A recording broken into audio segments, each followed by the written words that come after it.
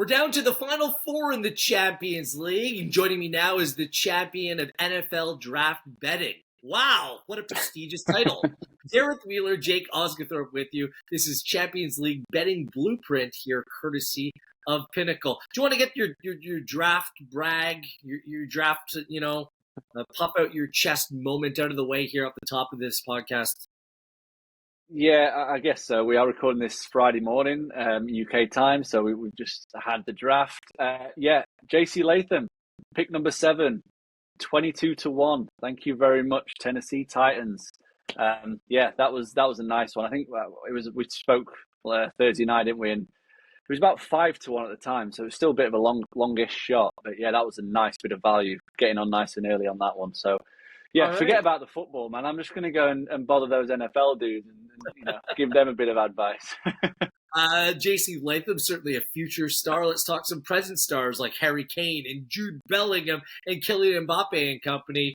They represent 3 of the 4 teams in the Champions League final. We went through a wild quarterfinal. It offered everything and more.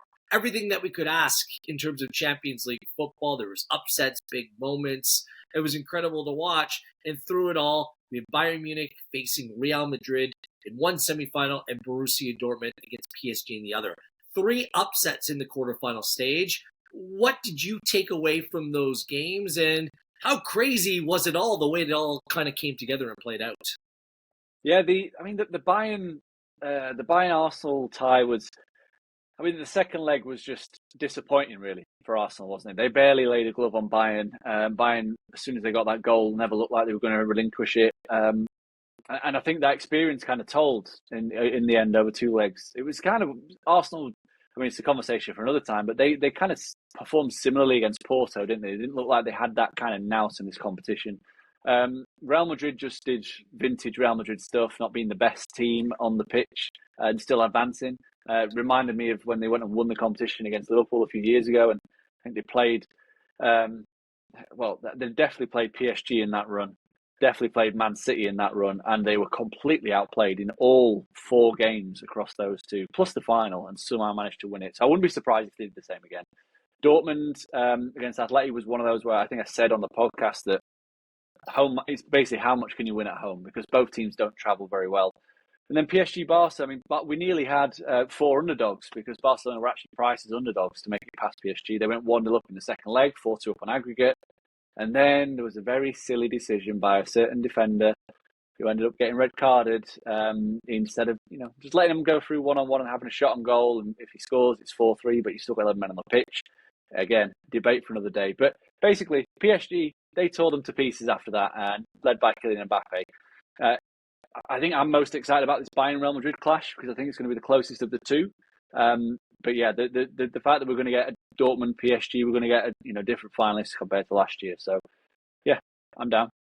It's just the way that it played out. I backed all 3 Spanish sides to advance, and that Barcelona decision just crushing. I felt that we were just about there. It would have been okay. The sending off completely changed everything. And betting against Arsenal at that stage of the Champions League is usually a profitable venture. So there we have it.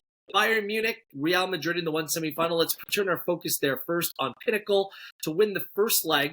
Munich plus 142. Real Madrid coming through as an underdog away from home in the first leg at plus 175. The handicap is set at 0, so a draw no bet is in play. Minus 125 for Bayern Munich, plus 105 for Real Madrid. The goal line is set at 2.75, minus 120 for the over, minus 101 for the under. To advance, Bayern Munich plus 141 and minus 172. Real Madrid, the favorites to go on to yet another Champions League final. How do you handicap these 2 ties, whether it be the first game, whether it be to advance? How are you looking at this matchup, Jake? Yeah, I fully expect Madrid to advance over 2 legs. I think they've got a deeper team. They've got a better starting 11. They've got more options in terms of how they want to set up formation-wise, how they want to, the different kind of links between certain midfielders. If you want to play Modric and Kroos, or if you want to play Camavinga and Tchouameni or Valverde, they've got so many options that keep the opposition on their toes. I think they've got better firepower, more consistent firepower. And I'm looking at that number, plus 105 for Madrid to go there and get the win, draw no bet. And that's good enough for me straight off the bat. I mean, it's not too, I have to think about it too much. I think Madrid are the better team. I think they should be slightly shorter in the market to go to the Allianz and get a result.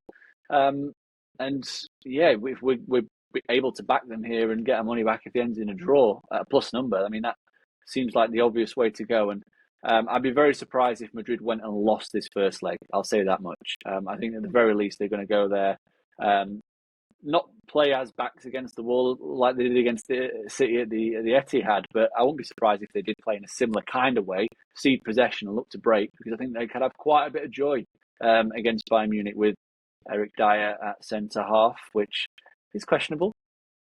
Yeah, questionable is one way of putting it.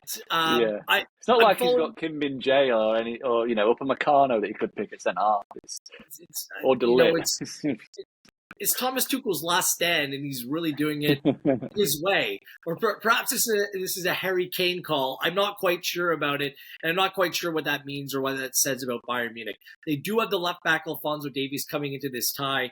Danny Carvajal, who is so good at right back for Real Madrid over the course of the two legs against Man City. He is out through suspension. So that's just something to keep in mind heading into this game. I'm with you. The best play that I can recommend is a draw no bet Real Madrid for the first leg, plus 105. They haven't lost a game in their last 17, and they only have one loss away from home in La Liga all season long.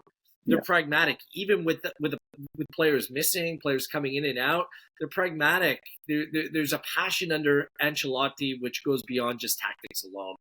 I think they're just the better side here. They're absolute class. There's good reason why they're the favorites to go on and win this. They have that's why I made a plus 600 futures play ahead of the quarterfinals. If they can get past City, then they're the overwhelming favorite. That's where they stand now, and I really can't see anything changing that. Real Madrid, I mean, they won't look ahead, but if they do look ahead, they could have a future Real Madrid player facing them in the final, because Kylian Mbappe and PSG are the favorites going into the ties against Borussia Dortmund. Dortmund in the first leg, a favorite, well, actually a little bit of a dog at home. You can get them at plus 180 on Pinnacle. PSG at plus 140.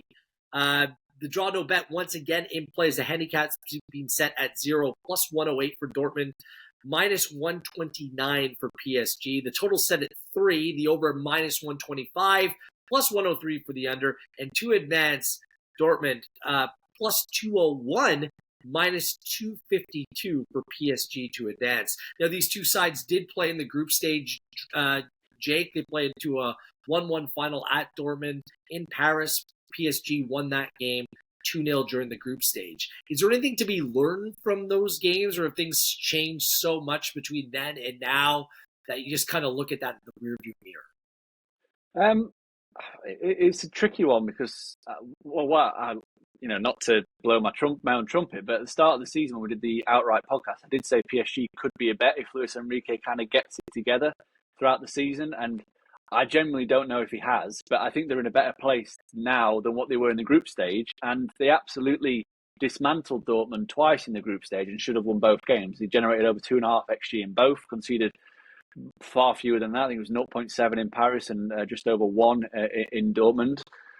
I fully expect more of the same. That both teams really are in a position where the league's kind of done and taken care of. Dortmund are comfortably the 5th. Germany are going to get the 5th Champions League spot. They're 5th. They're 12 points above Frankfurt. They've got only 4 games left, so that's pretty much done. They don't have to worry about qualifying for the Champions League next year. And PSG, as usual, are romping to another Liga and title. So that kind of means that you can rest and rotate. We should get 2 fresh teams every time for both of these legs.